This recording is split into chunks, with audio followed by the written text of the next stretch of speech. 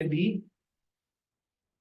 कोई कॉन्ट्रैक्ट यदि कोर्जन से बना हुआ है तो सर एक तो वो वॉइडेबल हो जाता है किसके ऑप्शन पे, जिसकी कंसेंट फ्रीली नहीं आती है। दूसरा सर यदि वो उसको रिसिंड करता है, कंटिन्यू करने की बजाय वो उसको रिसिंड कर देता है, खत्म कर देता है, तो डॉक्ट्रिन ऑफ रिस्टोरेशन या रेस्टिट्यूशन लग जाती है कि सर जिसको जो चीज मिली थी अंडर द कॉन्ट्रैक्ट वो सामने वाले को वापस रिस्टोर कर देगा।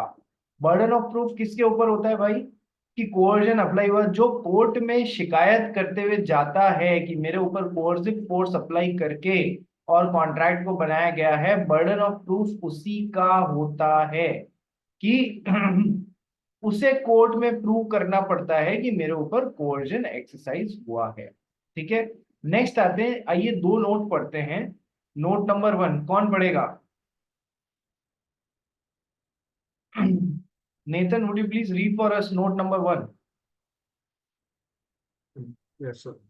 IPC may or may not be in force where coercion is committed. पढ़ना है इसको। For example, Ranu and Shanu are traveling on a ship in high sea. Ranu threatened to kill Shanu and made her to sell a laptop to Ranu. Although this contract is made in the high sea where no Indian law is in force, for example IPC, then also the same can be challenged in the courts as a voidable contract.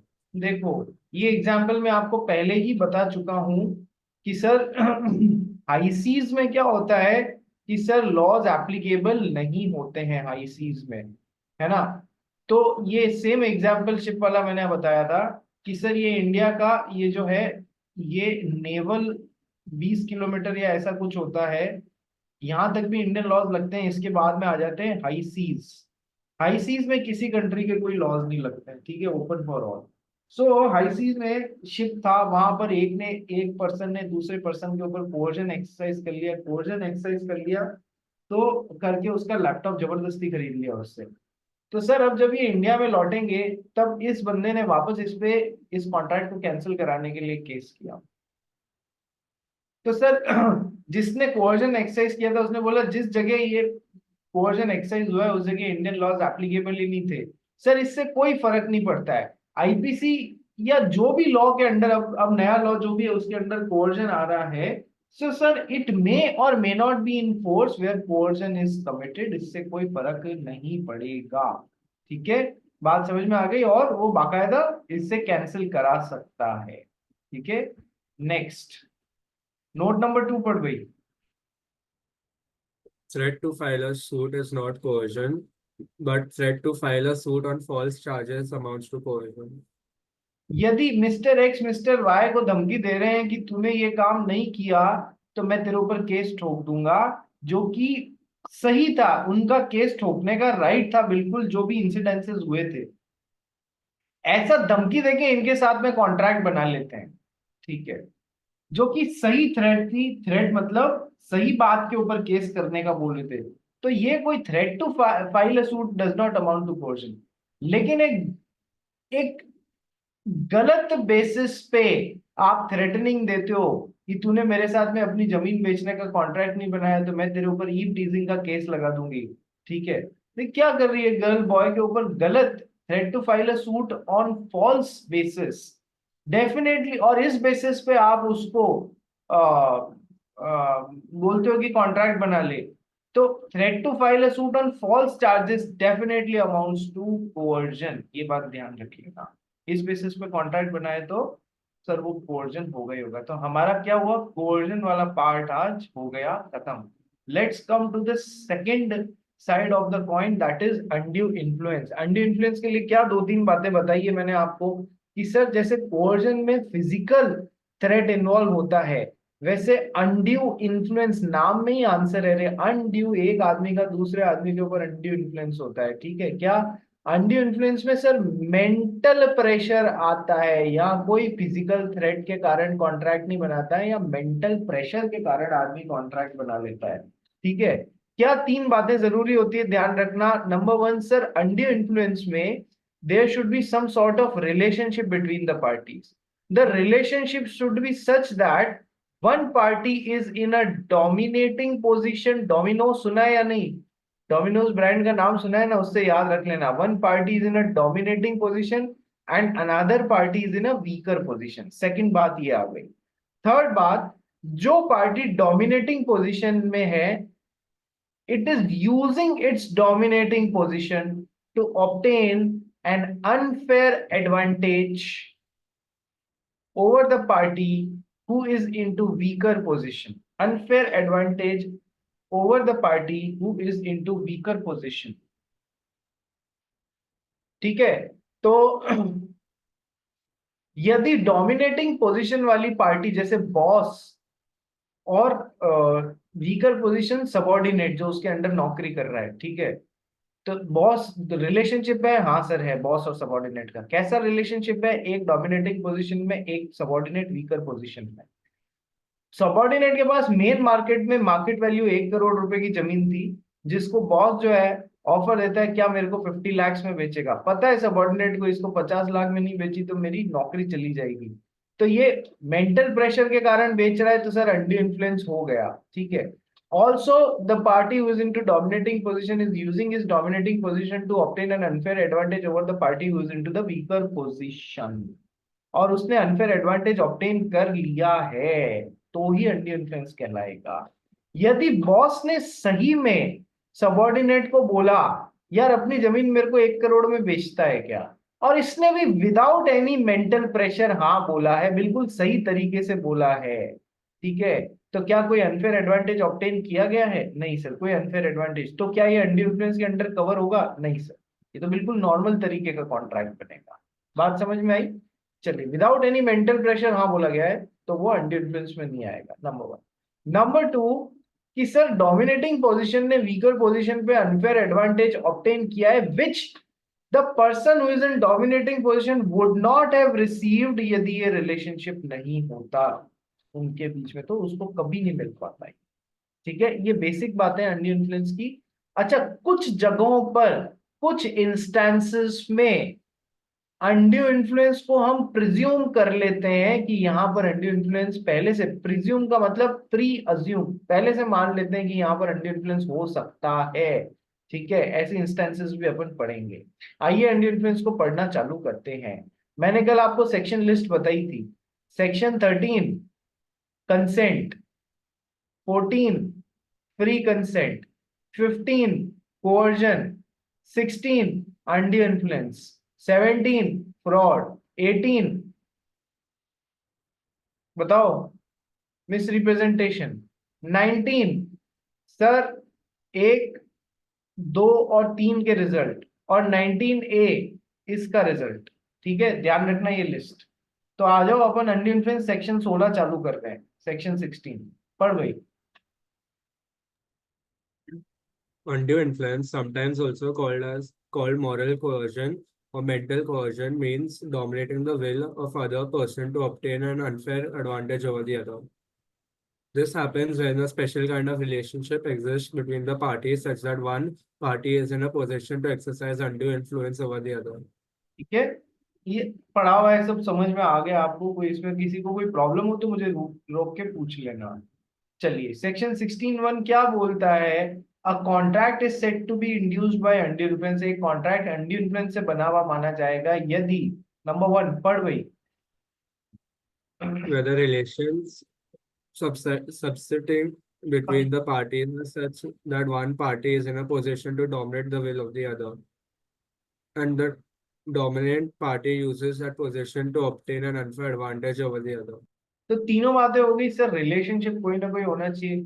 ऐसा relationship है जहां एक party dominating position में, दूसरी party weaker position में, और जो party dominating position में अपनी पोजीशन को यूज कर रहा है to obtain an unfair advantage over the party who is into the weaker position.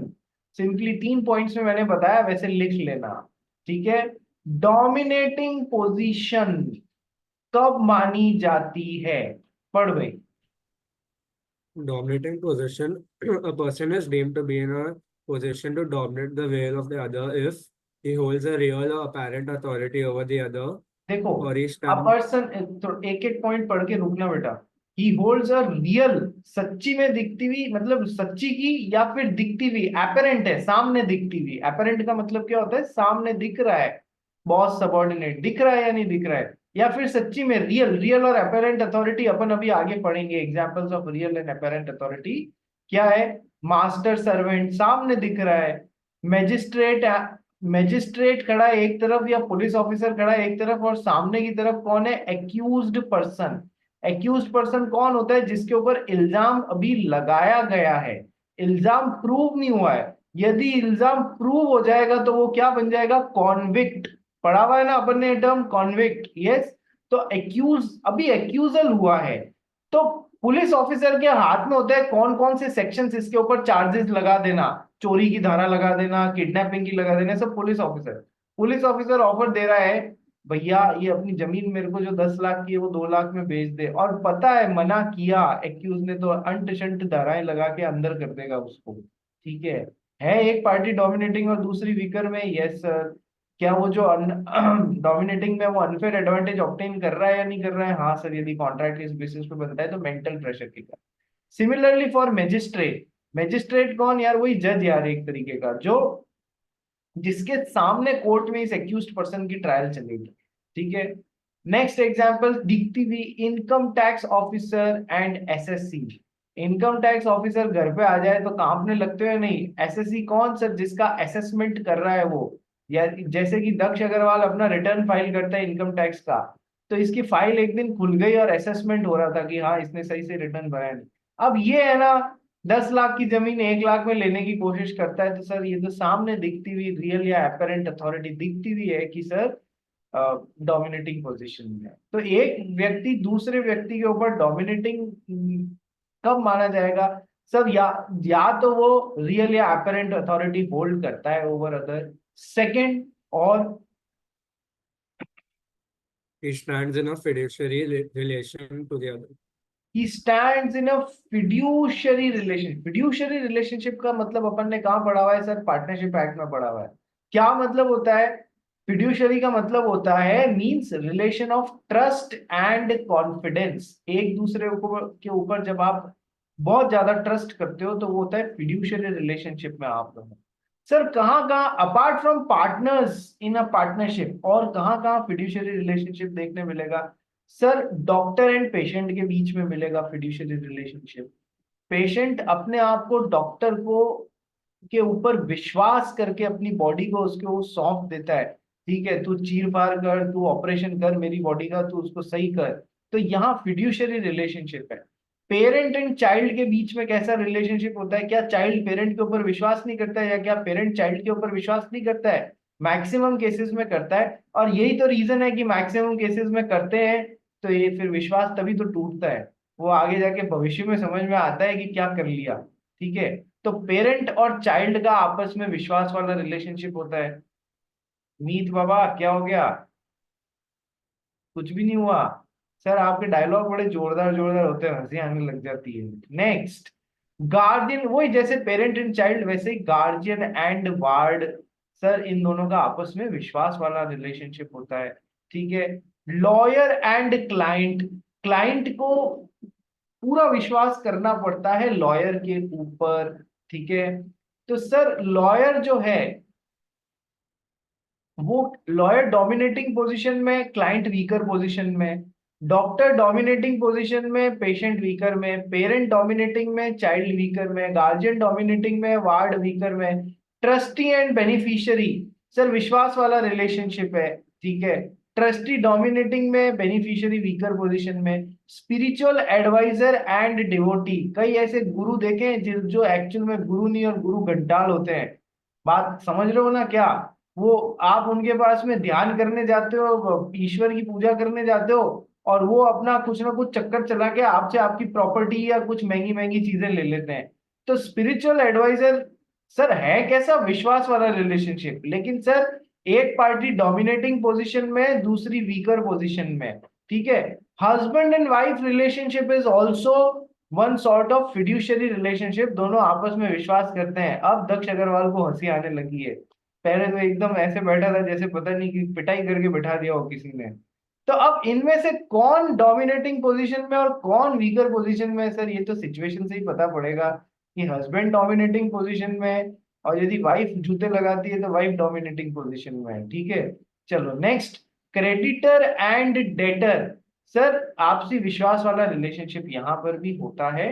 Creditor and debtor, sir जिसने उधार दिया है वो डोमिनेटिंग पोजीशन में होता है, और जिसने उधार लिया है वो वीकर पोजीशन में होता है देते समय। देते समय की बात कर रहा हूं, लेने के बाद हो सकता है पोजीशंस उल्टी हो जाएं। जो आप जिससे पैसा मांगते हो वो आपको भाव ही नहीं देवेगी, हाँ हाँ कल कर दूंगा, परसों दे दूंगा, ऐसे। बात समझ रहे हो मेरी बात? बट हमको क्या ध्यान रखना है सर, क्रेडिटर और डेटर भी एक तरीके का फिड्यूशियरी आपसी विश्वास वाला रिलेशनशिप है, नंबर वन। सर एक डोमिनेटिंग में एक वीकर में कैसे, पता है पैसे देने वाले को कि तेरे को कोई और जगह से कोई भी लोन नहीं दे रहा है तेरी गलत आदतों के कारण, तो वो 12% जो नॉर्मल इंटरेस्ट रेट चलता है उसकी बजाय आपसे 50% रेट ऑफ इंटरेस्ट मांग लेता है पर एनम। ठीक है, अरे यार, तो ये इधर एक पार्टी डोमिनेटिंग और एक वीकर में है, ये बात ध्यान रखना। आपसी विश्वास वाले रिलेशनशिप में ये सारे रिलेशनशिप्स आते हैं। ठीक है, तो सर अभी तक क्या क्या पढ़ा अपन ने? Dominating position, he holds real और apparent authority over the other, या फिर डोमिनेटिंग पोजीशन में he stands in a fiduciary relationship to the other. C point पढ़ भाई। He makes a contract with a person whose mental capacity is temporarily or permanently affected by reason of age, illness, or mental or bodily distress. देखो एक ऐसा आदमी, यदि किसी mister x हैं, वो एक ऐसे पर्सन के साथ में कॉन्ट्रैक्ट बनाते हैं जिनकी मेंटल कैपेसिटी इस टेम्पररली और परमानेंटली इफेक्टेड। क्यों? मेंटल कैपेसिटी पूरी तरीके से सही नहीं मानी गई है, इफेक्ट हुई हुई है, या तो उनकी एज 80-90 साल हो गई है, या फिर उनकी इलनेस के कारण उनकी मेंटल कैपेसिटी इफेक्ट हो गई है, कोई मेंटल या बॉडीली डिस्ट्रेस हो गया है, उस वजह से एक बंदा दूसरे बंदे के साथ में बनाता है, तो ये माना जाता है कि ये डोमिनेटिंग पोजीशन में, और जिसकी ये एज हुई है या फिर जो बीमार पड़ा हुआ है वो वीकर पोजीशन में। नेक्स्ट, अनकंसाइनेबल बार्गेन्स और ट्रांजैक्शंस पढ़ो, फिर समझाता हूँ। One of the parties in such a position to dominate the will of the other that the contract on the face itself looks unfair, unreasonable, mostly in cases of money lending transactions. देखो क्या होता है, अनकंसाइनेबल, जो गले से नीचे नहीं उतरते हैं, देखते हैं अपेरेंटली देखते हुए पता पड़ जाता है यहाँ तो डोमिनेटिंग पोजीशन का फायदा उठाया ही गया है, which on the face itself looks unfair and unreasonable. वही जो मैंने आपको बताया था ना, 50-60% का आपसे मांग लिया रेट ऑफ इंटरेस्ट, पता है क्योंकि कोई और लोन देने को तैयार नहीं, जबकि मार्केट रेट जनरली 20-30%, मतलब on the higher end personal loan की 36% तक चली जाती है। ठीक है, तो अनकंसाइनेबल यदि कोई बार्गेन या ट्रांजैक्शंस लग रहे हैं, तो सर उसमें डोमिनेटिंग पार्टी ने वीकर पार्टी की वीकनेस का फायदा उठाया है, तो सर ये अंडी इन्फ्लुएंस एक्सरसाइज हुआ है डोमिनेटिंग का वीकर के ऊपर। मोस्टली ये अनकंसाइनेबल बार्गेन्स या ट्रांजैक्शंस कहाँ देखे जाते हैं सर? मनी लेंडिंग ट्रांजैक्शंस में। सर आपने सुना है ना, एक साहूकार होता है और एक किसान होता है गांव का। कभी कोई ऐसी स्टोरी सुनी है जिसमें बेचारा किसान को हर हाल में पैसे की जरूरत होती है और साहूकार उसकी इसी स्थिति का फायदा उठाने की कोशिश करता है? तो sir mostly money lending transactions में। ये कुछ बच्चे जो हैं वो अपना वीडियो ऑन नहीं कर रहे हैं, जैसे कि मुकुंद जी हुए, और सुहान गोयल हो गया, यश हो गया, पूंजी हो गई, नीव मुरारका हो गए, नमित जी हो गए। क्या हो गया भैया? क्या कोई सर 1 मिनट पानी पी रहा हूँ। सुहान गोयल जी आप क्या कर रहे हैं? आप पानी तो नहीं पी रहे हैं? नहीं सर, मैं पानी पीने के बाद कर रहा हूँ। ठीक है, चलो ऐसे मत करना आप। नीव मुरार का खिड़की के पास बैठा है क्या? यार अंधेरा है। अंधेरा है सर। चलो, अरे देखो, कोई भी कम्युनिकेशन सक्सेसफुल कब होता है? कोई दो जने आपस में बात कर रहे हैं, कम्युनिकेट कर रहे हैं, तो वो सक्सेसफुल कम्युनिकेशन तब होता है जब उसमें टू वे कम्युनिकेशन, तो वो सक्सेसफुल माना जाता है। नीव मुरार का एक लड़की से बात करना चाह रहा है और लड़की इससे बात करना ही नहीं चाह रही है, तो वो सक्सेसफुल कम्युनिकेशन होगा क्या? नहीं सर, नहीं होगा। तो सक्सेसफुल कम्युनिकेशन होने के लिए भैया आपकी तस्वीर, आपका चेहरा मुझे दिखना तो चाहिए। इतनी बेसिक सी बात है। आप तो वैसे बिहेव कर रहे हो। एक दिन सही में I went to a Mohammedan girls college.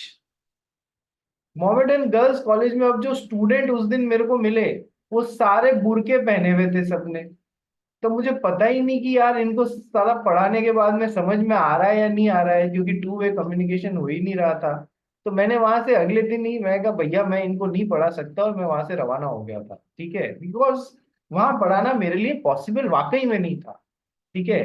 तो टू वे कम्युनिकेशन रखो अपनी क्लास में, कहीं भी जीवन में कहीं भी जाओ, let it be a two way communication. ठीक है। चलिए, तो सर अनकंसाइनेबल बार्गेन्स या ट्रांजैक्शंस हम डिटेल में पढ़ेंगे नेक्स्ट। अच्छा मान लो, मान लो मैं आपको अभी बता देता हूं कि सर एक तो होता है मार्केट कंडीशंस में ऐसी हैं कि मार्केट में लिक्विडिटी ही खत्म हो गई। होता है ना, कई बार बैंक बोलते हैं सर अभी तो मार्केट में लिक्विडिटी नहीं है, सारा पैसा स्टॉक मार्केट में लोगों ने लगा दिया, हमारे पास एफडी कराने कोई आ ही नहीं रहा है। ठीक है। तो लिक्विडिटी खत्म हो गई। इस वजह से बैंक मैनेजर आपसे, आप एक एंटरप्रेन्योर हैं और आप बैंक से लोन लेना चाह रहे हैं, इस वजह से वो आपको very high rate of interest charge कर रहा है। तो ये कोई अनकंसाइनेबल बार्गेन या ट्रांजेक्शन नहीं हुआ जहां ये डोमिनेटिंग पोजीशन में और आप अपनी वीकर पोजीशन में हो। ये कोई अनकंसाइनेबल बार्गेन या ट्रांजेक्शन नहीं हुआ। ये मार्केट फोर्सेस के कारण ऐसा ट्रांजैक्शन हुआ। यही ऐसा होता है कि मार्केट में तो इजीली लिक्विडिटी अवेलेबल है, लेकिन लोग आपसे फिर भी 40, 50, 60% रेट ऑफ इंटरेस्ट चार्ज करने की कोशिश कर रहे हैं। ठीक है। क्यों? तो वहां पर जरूर अनकंसाइनेबल बार्गेन या ट्रांजैक्शन की एक महक आने लग जाती है। ठीक है, ये आगे पढ़ेंगे अपन नेक्स्ट। ये देखो, नेक्स्ट पॉइंट क्या है कि सर एक पार्टी डोमिनेटिंग पोजीशन में होगी over second party if the transaction is being done with a पर्दा नशी women. Now who is a पर्दा नशी वुमेन? क्या बुरके वाली जो लेडीज होती हैं वो पर्दा नशी वुमेन होती है? नहीं, ये गलत, तुम्हारा ये मिसनोमर है कि सर हम तो उसी को मानते हैं। पर्दा नशी वुमेन कौन होती है यार? देखो, जो एक, मतलब मान लो ये घर की एंट्री है, वो लेडीज हमेशा अपने आप को घर के पर्दे के पीछे ही रखती हैं। कॉमन यहाँ पर दूसरे लोगों के साथ में आती ही नहीं है, सामने घुलती मिलती नहीं है, पर्दे के पीछे ही हमेशा उनकी जिंदगी खत्म हो जाती है। I am not talking about women in burqas, वो बाहर निकलती है अपने सारे काम करती हैं। वुमेन इन बुरका एंड पर्दा नशी women is a different thing. तो सर अब ये जो औरत हमेशा घर के पीछे वाली साइड में ही रही हुई होगी, कभी किसी से कम्युनिकेट नहीं की होगी, मिस्टर एक्स आते हैं और इनके साथ में कोई कॉन्ट्रैक्ट बनाते हैं, सर उस पर्दा नशी वुमेन को कितनी और क्या ही समझ होगी चीजों की। तो बहुत सोच समझ के बनाना कॉन्ट्रैक्ट एक पर्दा नशी वुमेन के साथ में। क्योंकि यदि उसने बोल दिया कि सर अंडे इन्फ्लुएंस के कारण बनाई है, मुझे तो कुछ पता नहीं था, इनका मेरे ऊपर अंडे इन्फ्लुएंस था, ठीक है, इस वजह से बनाई, तो आप बड़ी प्रॉब्लम में फंस जाओगे। फिर आपको प्रूव करना भारी पड़ जाएगा कि नहीं, ये अंडे इन्फ्लुएंस के कारण नहीं। क्योंकि पर्दा नशी वुमेन के केस में ये पहले से प्रिज्यूम कर लिया जाता है, अज्यूम कर लिया जाता है कि she is in a weaker position and dominating position में आप हो। ठीक है, बहुत प्रॉब्लम आती है। ठीक है। तो सर ये 4-5 जगह अपन ने देखी जहां पर एक पार्टी या तो रियल या एपरेंट अथॉरिटी होल्ड कर रही है दूसरी पार्टी के ऊपर, तो डोमिनेटिंग है। सर कोई तरीके का फिड्यूशियरी रिलेशनशिप है तो डोमिनेटिंग है, उसमें भी डोमिनेटिंग और वीकर पोजीशंस आ जाती हैं। मेंटल कैपेसिटी जिसकी परमानेंटली या टेम्पररीली खराब हुई है, क्यों? मेंटल उसकी डीरेज हो गई, या कोई वो इल हुआ है, या उसकी बॉडीली डिस्ट्रेस हुआ है इस कारण। अनकंसाइनेबल बार्गेन्स या ट्रांजेक्शन सर गले से नीचे ही नहीं उतर रहे, चेहरे पे ही दिख जा रहे हैं, तो डोमिनेटिंग और weaker position. Transactions which are done with a पर्दा नशी मूवमेंट। ठीक है, ये हम पढ़ चुके हैं। एग्जांपल्स ऑफ रियल और अपेरेंट अथॉरिटी सामने दिखती हुई है, फिड्यूशियरी रिलेशनशिप सामने, ये अपन ने पढ़ा लिया। आइए अनकंसाइनेबल बार्गेन्स कि सर जिधर सामने पता पड़ जाता है कि यहाँ पर डोमिनेटिंग और वीकर वाली सिचुएशन थी और डोमिनेटिंग का फायदा उठाया गया है। अनकंसाइनेबल पढ़ो भाई इसको। A young person of 18 years of age to whom nobody used to lend money due to his bad habits borrowed money from a moneylender for his habits of consuming liquor and lending a and leading a lavish life on a bond bearing compound interest at 5% per month, it was held that the transaction is unreasonable, अनकंसाइनेबल 5% per month का मतलब per annum कितना हो गया? 60%। 60% का कौन सी जगह पे भाई रेट ऑफ इंटरेस्ट पड़ा हुआ है कि मैं तेरे को 100 देता हूं, अगले साल तू मेरे को 160 देना? ठीक है। तो सर एक 18 साल का बच्चा जिसको कोई पैसा नहीं देता था क्योंकि उसकी आदतें खराब थी, चरस गांजा फूकना, दारू पीना, ठीक है, he borrowed money from a money lender for his habits of consuming liquor, ठीक है, and leading a lavish life, कि गाड़ियों में घूमना, ऐश करना, डिस्कोथेक जाना, ठीक है, on a bond bearing compound interest at the rate 5% per annum की सर 60% पर एनम की रेट से उसको पैसा दिया गया। सर पता है कि सर और कोई पैसा नहीं देगा, मैं दे रहा हूँ, डोमिनेटिंग पोजीशन में हूँ, तू वीकर में, तेरे को इसी रेट पे लेना पड़ेगा। It was held that the transaction is unconscionable, गले से नीचे नहीं उतर रही है यार ये वाली रेट। तो क्या माना जाएगा कि सर अंडर इन्फ्लुएंस है, सामने दिख रहा है, सामने दिख रहा है, ठीक है। लेकिन यही मैंने आपको जो सेकंड वाला पॉइंट बताया था कि सर बैंक मार्केट में लिक्विडिटी ही नहीं है, लिक्विडिटी पोजीशन टाइट हो गई है, इसलिए बैंक आपसे higher rate of interest charge कर रहा है लोन देने के लिए। तो मार्केट डिमांड सप्लाई फोर्सेस काम कर रहे हैं। इकोनॉमिक्स में पढ़ा है ना आपने, डिमांड एंड सप्लाई, वो जहां पर मैच होंगे वो फाइनल कहलाएगा, वो जगह फाइनल हुई भी प्राइस मानी जाएगी। तो सर जहां डिमांड सप्लाई काम कर रहे हैं वहां पर भले ही हायर रेट ऑफ इंटरेस्ट ले ली गई है, वो अनकंसाइनेबल नहीं है, वो डाइजेस्टेबल है। ठीक है, पढ़ ले भाई इसको। But in case when he applies for a loan to a banker in a stringent time of money market, the banker declines to make a loan except at a usually high rate of interest. Except A at accepts unusually high rate, not usually, except at unusually high rate of interest, जो usual नहीं है। आगे पढ़ गई। A accepts the loan on these terms. This is a transaction in ordinary course of business, and the contract is not induced by undue influence or unconsignable bargains, as it is a case of transaction during ordinary course of business. ये ordinary course of business में हुआ हुआ transaction माना जाएगा, अनकंसाइनेबल bargain या transaction और under influence नहीं माना जाएगा। जबकि ये फर्स्ट वाला क्या है, ये बाकायदा माना जाएगा अंडर इन्फ्लुएंस का। आ जाओ, कॉन्ट्रैक्ट विद पर्दा नशी वुमेन पढ़ते हैं। A Pardhanashri woman is one who observes complete seclusion, that is, who does not come in contact with people other than her family members. Law provides a special protection to Pardhanashri women on the ground of their being ignorant so far as the worldly knowledge goes. A contract done with a Pardhanashri woman is usually presumed to have been induced by undue influence. Sir उसको क्या है, दुनियादारी की समझ नहीं होती है। पर्दानशी वुमेन को, as far as worldly knowledge goes, she is ignorant, she is treated as ignorant. So contract done with a Pardanashi woman is usually presumed to have been induced by undue influence। बहुत सोच समझ के कोई भी contract बनाना पर्दानशी women के साथ में है, ठीक है। Certain examples of undue influence, आइए undue influence के एक दो एग्जाम्पल्स और देखते हैं। पढ़ गई। A having advanced money to his son B during his minority, upon B's coming of age, obtains by misuse of parental influence a bond from B for a greater amount than the sum due in respect of the advance.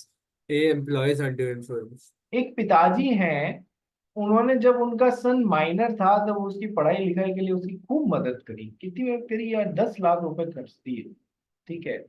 अब B major हो गया तो parental influence को use करके उन्होंने उससे 20 लाख रुपए का बॉन्ड बनवा लिया कि तू मेरे को 20 लाख रुपए दे भाई। मतलब ये गेन कैसे भी, बस अंडर इन्फ्लुएंस पेरेंट्स का बच्चों पे होता है। इन्फ्लुएंस भी होता है और अंडर इन्फ्लुएंस भी होता है, इसको गलत मत लेना, क्योंकि इन्फ्लुएंस के आगे ही तो वर्ड अंडर इन्फ्लुएंस लगा है। तो आप अब एक बच्चा जो होता है बेटा, वो अपने घर में जो चीजें हो रही होती है ना, उन्हीं से इन्फ्लुएंस होता है ना। तो पेरेंट्स को देख के ही आधी चीजें सीखते हैं अपन।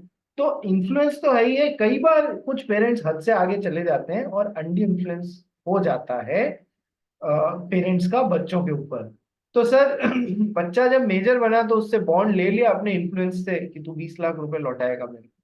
तो उसने भी बना दिया अपने पिताजी के ऐसे स्वभाव से प्रभावित होकर, उसने बना दिया ए एम्प्लॉइज अंडू इन्फ्लुएंस। यहाँ पर अंडू इन्फ्लुएंस एम्प्लॉय हो रहा है पेरेंटल इन्फ्लुएंस से। देखो तीनों बातें हो गई। क्या पार्टीज के बीच में कोई रिलेशनशिप है? Yes sir. क्या रिलेशनशिप ऐसा है जिसमें एक पार्टी डोमिनेटिंग पोजीशन में और दूसरी वीकर पोजीशन में? Yes sir. Parent dominating, child weaker. क्या जो पार्टी डोमिनेटिंग पोजीशन में है, वो अपनी डोमिनेटिंग पोजीशन से अनफेयर एडवांटेज ऑब्टेन कर रहा है? Yes sir. हो गया undue influence. Yes it is undue influence. ठीक है, सेकेंड एग्जाम्पल पढ़ ली। V, a man enfeebled by disease or age, is induced by C's influence over him as his medical attendant to agree to pay C an unreasonable sum for his professional services. C employs undue influence. The employees undue influence. Sir एक बहुत ही बूढ़ा आदमी है, diseased है, aged है, तो sir उसका एक अटेंडेंट है, अटेंडेंट उसकी सेवा करता है। पेशेंट को पता है यदि ये अटेंडेंट की बात मैंने नहीं सुनी तो कल को मेरी सेवा करने वाला कोई नहीं रहेगा, मैं यही पड़ा पड़ा मर जाऊंगा। तो वो उसके साथ में यही बात का फायदा उठा के और अटेंडेंट ने पेशेंट से कॉन्ट्रैक्ट साइन करा दिया। ठीक है, तो सर यहाँ पर वो कॉन्ट्रैक्ट को कोर्ट में जाके अंडर अंडर इन्फ्लुएंस ये सब बातें प्रूव करके, जो तीन बातें मैंने आपको बताई, वो कैंसिल कराया जा सकता है। टाइम लगेगा, इंडियन कोर्ट्स में टाइम लगता है, लेकिन कैंसिल कराया जा सकता है। ठीक है, इसी तरीके से एग्जाम में आया हुआ एक क्वेश्चन है कि सर एक पेशेंट को पता है कि इस डॉक्टर के अलावा मेरा इलाज कोई नहीं कर सकता, डोमिनेटिंग, वीकर, ठीक है, और डॉक्टर ने उससे कोई इसी बात का फायदा उठा के कोई कॉन्ट्रैक्ट बनवा लिया, तो सर किससे इन्फ्लुएंस्ड कॉन्ट्रैक्ट है? ये अंडू इन्फ्लुएंस से। ठीक है, बात समझ गए? बूढ़ा आदमी है, बच्चा है, बच्चा कॉन्ट्रैक्ट साइन करवा लेता है, यदि सही में डोमिनेटिंग के कारण किया है, मेंटल प्रेशर के कारण किया है कि मेरा ध्यान कौन रखेगा, तो sir that is induced through undue influences. Now consequence of undue influence किसमें बताया था sir? 19A is the section which is dealing with the consequence of undue influence. पढ़ो इसको। When consent to agreement is obtained by undue influence, the agreement is a contract voidable at the option of the party whose consent was so obtained. देखो मैंने आपको बहुत clearly बताया था sir, coercion, undue influence, fraud और misrepresentation में sir यहाँ 19 और 19 एप्लीकेबल होगा और यहाँ 19A एप्लीकेबल होगा। सर क्या बनता है? कोवर्जन के थ्रू कॉन्ट्रैक्ट बनाए तो सर वो वॉइड एग्रीमेंट बनता है। सर वॉइड एग्रीमेंट बनता है, वॉइड एग्रीमेंट बनता है। लेकिन 19A में क्या बताया था? कॉन्ट्रैक्ट यदि अंडू इन्फ्लुएंस से बना हुआ है तो सर या तो वो वॉइड एग्रीमेंट जैसे बन के कैंसिल हो जाएगा, या फिर कोर्ट्स को लगता है तो उसे मॉडिफाइड फॉर्म में एनफोर्स करा देंगी। ये अभी बताऊंगा मैं आपको कैसे, आज या कल में जब भी समय आएगा मैं आपको बताऊंगा कोर्ट्स कैसे उसको मॉडिफाइड फॉर्म में एनफोर्स करा सकती है। ठीक है, तो sir what is the consequence of undue influence? वही बात बता रहा हूं कि सर या तो वो कॉन्ट्रैक्ट वॉइडेबल होगा, किसके ऑप्शन पे? जिसकी कंसेंट अनड्यू इन्फ्लुएंस से ऑब्टेन की गई है, नंबर वन। नंबर टू, और एनी सच कॉन्ट्रैक्ट में बी, या तो आइदर सेट असाइड एब्सोल्युटली पूरी तरीके से साइड में कर दिया जाएगा। वॉइडेबल में क्या होता है? या तो कंटिन्यू करो या फिर रिसेंड करो।